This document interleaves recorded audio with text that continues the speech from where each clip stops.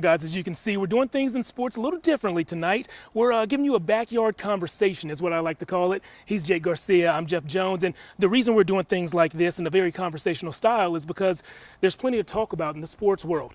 Jake, 3 NBA playoff games, 3 WNBA games, and at least 2 Major League games were postponed today, not because of weather or because of coronavirus, but because these athletes once again want to take a stand against racial injustice.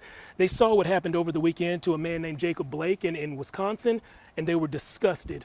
Jake, you think that the decisions these athletes made today won't just be talked about for weeks or months, but we'll be talking about them for years to come? Right. It's unprecedented to see a group of games being postponed and boycotted in this manner. But it's not unprecedented for sports and politics and sports and society to intersect like they're doing today. I compare it to the 1968 Olympics with Tommy Smith and John Carlos raising their fists at the podium, signaling Black Power. This is a moment like that we're going to remember for a long time, and I think we're going to remember it because it's so powerful. The Milwaukee Bucks in the state of Wisconsin boycotting their game after Jacob Blake was shot 7 times in Wisconsin over the weekend. Yeah, and Milwaukee is only 40 miles away from where this awful, disgusting, tragic incident happened. And so just the proximity there makes this the perfect team, the first team in the major leagues to make a similar decision. Of course, the Milwaukee Brewers. So it just all fits. What doesn't fit for a lot of sports fans is they want to watch basketball. And so a lot of people have reached out to me on social media asking me what's going to happen with the rest of the season. And honestly, I kind of want to say, what season? You know, one NBA veteran told ESPN, quote, "The season is definitely in jeopardy." Former Spur George Hill, who is currently a member of the Bucks, told ESPN that he really thinks it was a mistake for the basketball players to go into the bubble in the first place because it took so much focus off of the real issues at hand. There are 2 games scheduled tomorrow, Jake.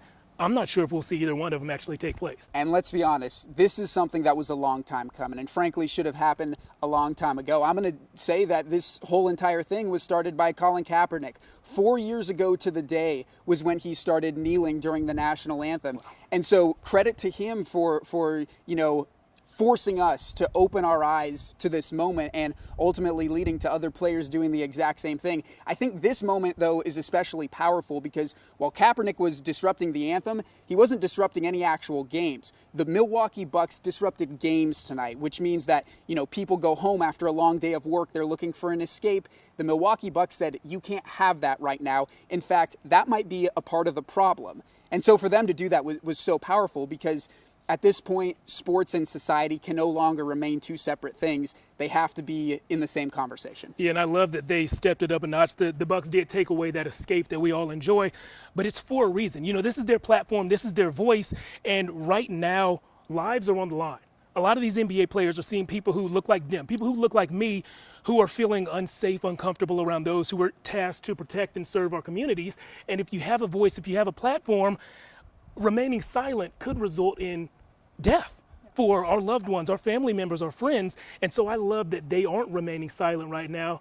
Well, some of them are with their words, but their actions are really screaming at us, screaming that we need change. And speaking of voices, speaking of taking action, and speaking of screaming sometimes, hey, the NBA's Board of Governors has scheduled an emergency meeting tomorrow morning. So Thursday, I'm sure, will be a very lively and heated conversation either on the phone or via Zoom with that Board of Governors. I honestly have no clue what they're going to decide, if they're going to end the season altogether. But I can tell you when we figure something out, we're going to let you know right here on KVUE.